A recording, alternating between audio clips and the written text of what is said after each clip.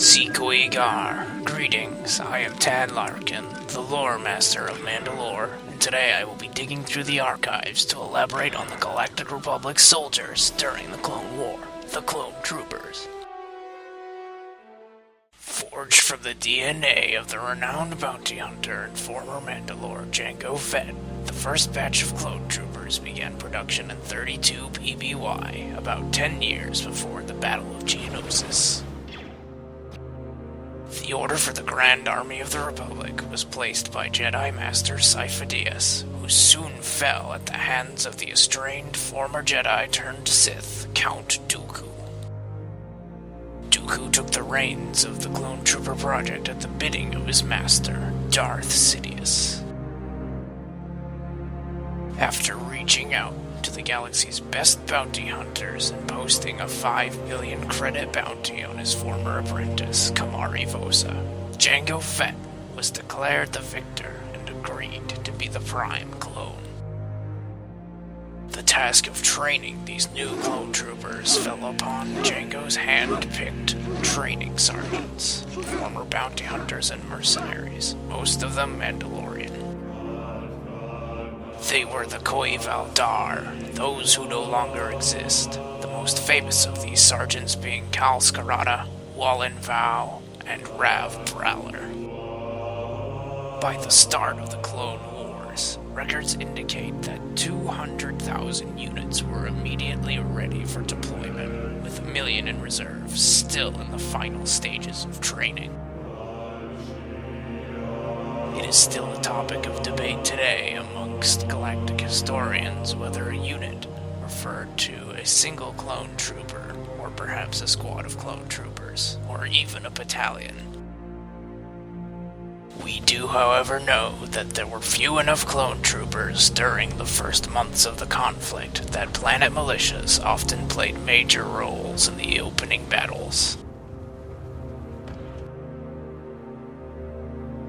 A clone trooper's rank could easily be told by the markings on his armor.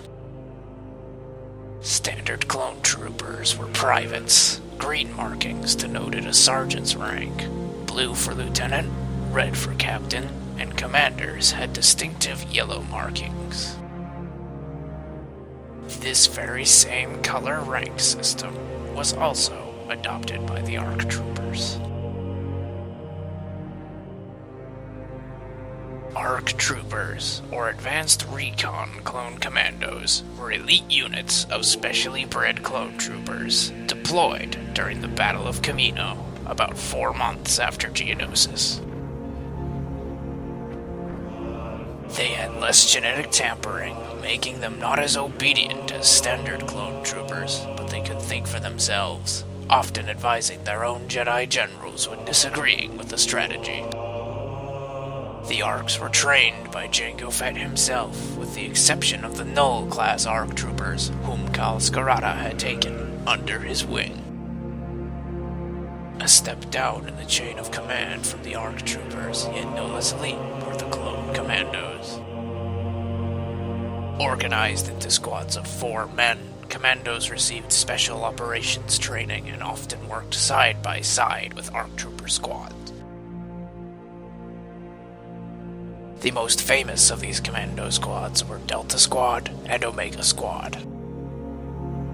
In late 20 BBY, early 19 BBY, or the late second year of the Clone Wars, the next wave of clone troopers from Commando and Syntax II were deployed.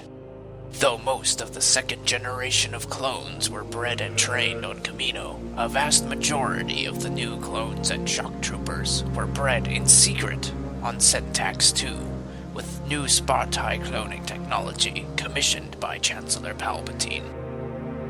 Along with this new wave of clones came new clone commanders trained by ARC Trooper Alpha 17, and Phase 2 armor was issued to not just the new clones, but to clones who have already been serving since the beginning of the war. With this new armor, the old color rank system was phased out, and now the color on a trooper's armor denoted which legion or battalion he belonged to.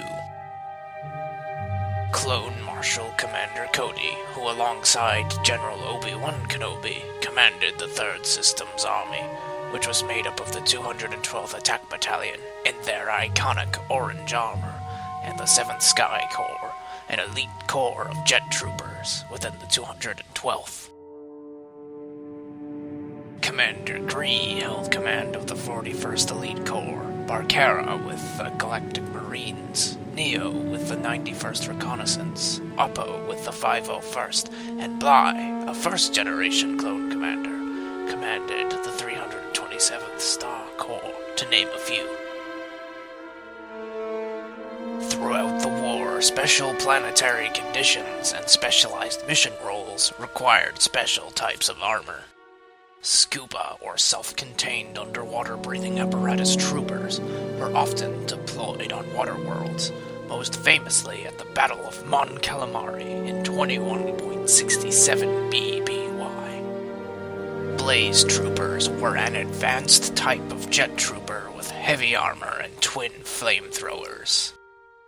Clone assassins were commissioned by Palpatine towards the end of the war, with advanced training making them a match for even the most skilled Jedi. They wore lighter armor and were devastatingly agile with dual vibroblades.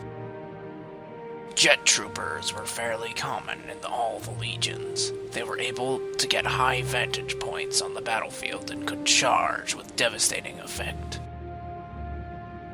Shadow troopers were created towards the end of the war to make up for the dwindling number of ARC troopers left in the GAR.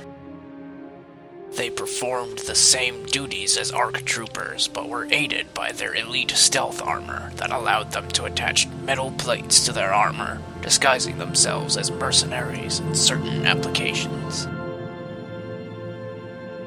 Following the declaration of the New Order, clones from the Fett genome remained in service. However, more clones from different genetic templates, as well as enlisted men, began joining the ranks of the Empire's Stormtrooper Corps. 11 years before the Battle of Yavin, Commando rebelled against the Empire with their own clone army, made from leftover Fett template. However, the insurrection was quickly put down by an assault led by Boba Fett. The Empire continued the practice of cloning until its fragmentation after the Battle of Endor in 4 ABY. It wasn't until Grand Admiral Thrawn recovered the Spartai cloning cylinders in 9 ABY that cloning soldiers would be practiced again for a short time.